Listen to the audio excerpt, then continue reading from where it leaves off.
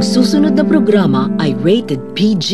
Ito ay nangangailangan ng patnubay at gabay ng magulang para sa mga batang manonood.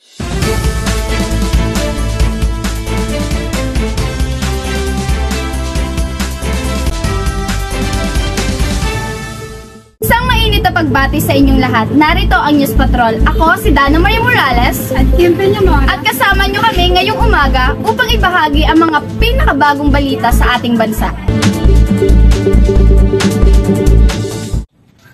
Pagpapalawig ng mababang taripa sa agricultural products, inyong tutukan sa paghuhulat ni RG Asogi. Pinalawig ni Pangulong Ferdinand Marcos Jr. ang pagbabawas ng tariff rates ng mga agricultural products hanggang sa katapusan ng 2023. Samantalang bumuhos ang negatibong reaksyon sa panukala at natanggapan ng mga Finance Secretary Benjamin Diokno na pasasamantalang tanggalin ang taripa o buwis sa mga imported na bigas upang bumaba umano ang presyo nito sa bansa. Balik sa inyo dyan, Kim. Salamat sa iyo, RG. Narito naman si Jonas Ostobesa upang ibahagi sa atin ang WTO o World Trade Organization Agreement na nangyari ngayon sa ating bansa. Ayun nga mga kababayan, lumagda ngayon ang Pilipinas at Thailand sa kasunduan ukol sa agreed procedures bilang bahagi ng Association of Southeast Asian Nation o ASEAN. Layunin ng kasunduang ito ang pagsunod sa mga kaugnayan na bilateral na tratado, ASEAN treaties at mga alituntunin ng WTO. Salamat sa iyo, Jonas. Ngayon naman, ating balikan si RG para sa kanyang ibabalita ukol sa WTO trade rules. So ayun na nga kabayan, pinaktibay na umano ng World Trade Organization o WTO ang mga bagong patakaran sa kalakaran ng mga bansa upang mapanatiling patas at maayos ang mga transaksyon sa pagdaigdigang kalakalan. Ang mga miyembrong bansa ng WTO kasama ang ekonomiyang nagpaplano at naghahanda para sa implementasyon ng mga bagong patakaran na ito.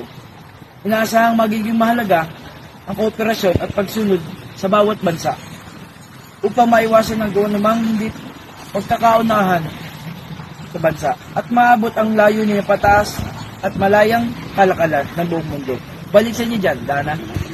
Salamat sa iyo, RG. Ngayon, alamin natin kung ano nga ba ang tariff bilang binding. Alamin natin ito sa pagbabahagi ni Clarice Dahero.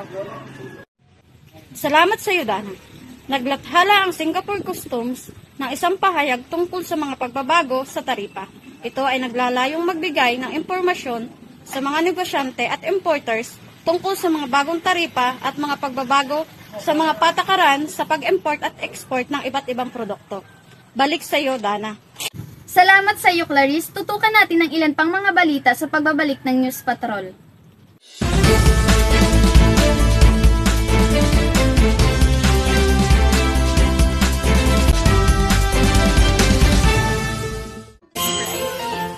Ang sarap ng Pasko with the new Selecta Christmas Collection.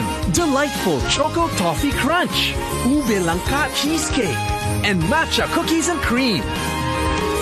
Ngayong Pasko lang to. Puting fresh, di ka malalagkit, besh, dahil lotion na gel ito. New Black and White Aloe White. Whitening na, non-sticky pa. Kaya laging puting fresh. 2-in-1 Black and White. To be the best, may coaches ako for fitness and acting. For my singing, Gran Videoke with perfect pitch system helps me hit the right note, develop my vibrato, and smoothen my shift from low to high notes. Gran Videoke, my singing coach. Creamy nam-nam. Because it's great taste white crema.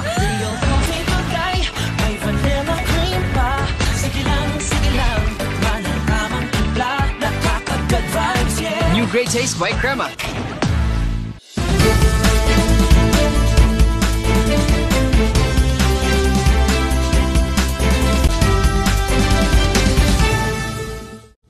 Narito po ulit tayo nagbabalik Pilipinas. Alamin natin ang ilan pang mahalagang balita tungkol sa ating ekonomiya at kalakalan sa ating susunod na balita. Ano ba ang ibig sabihin ng Technical Barriers of Trade o TBT? Ayon sa BDC, ang Technical Barrier Trade o TBT ay anumang regulasyon, pamantayan o pamamaraan na maaaring magpahirap sa pag-export ng mga produkto sa ibang bansa. Halimbawa nito ay ang mga spekulasyon sa kalidad, safety at pagkakakilanlan ng mga produkto gaya ng label. Salamat. Dana, balik sa iyo dyan. Samantala, atin namang alamin ng impormasyon patungkol sa pagkakaroon ng Technical Barriers of Trade Agreement at 3 uri nito sa pag-uulat ni RG. Good morning sa inyo dyan, Kim. Ang Technical Barriers to Trade Agreement ay isang kasunduan na sa ilalim ng WTO na naglalayo mapababa o mabawasan ang mga technical na hadlang o patakaran sa kalakaran. Ito ay naglalayo na maprotektahan ng kalusugan at kaligtasan ng mga mamimili. Ngunit, pinipigilan ang hindi makatuwirang pagpigil sa kalakalan.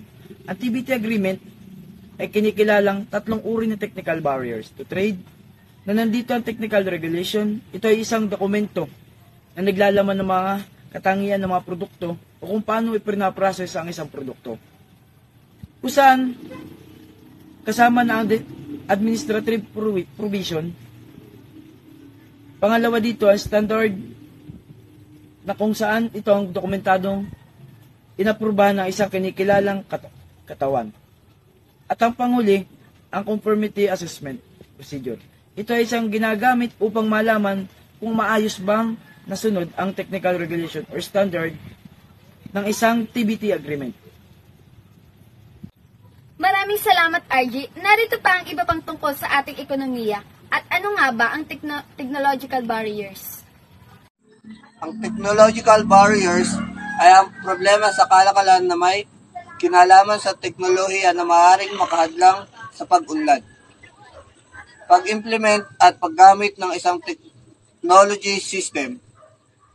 Ito ay maaaring magmula sa kakulangan ng kaalaman, kakayahan o resource upang magamit ng epektibo ang mga bagong teknolohiya. Maaaring dahil sa kawalan ng akses sa mataas na kalidad ng internet, kakulangan sa pondo, o kahinaan ng kaalaman sa paggamit ng mga bagong aparato o system. Ano nga ba ang layunin ng WTO? Ibabahagi ito sa atin ni Cassandra. Kim, ang layunin ng World Trade Organization o WTO ay lumikha ng isang matatag at maunlad na kapaligiran pangkalakalan sa pamamagitan ng patas at walang diskriminasyong mga gawain sa kalakalan at sa mga kasabing bansa. At yan ang mga balita na kalap sa aming tuloy-tuloy na pagpapatrol. Ako po si Kim Peñabora. At ako po si Dana Marie Morales. 15 days na lang, Pasko na!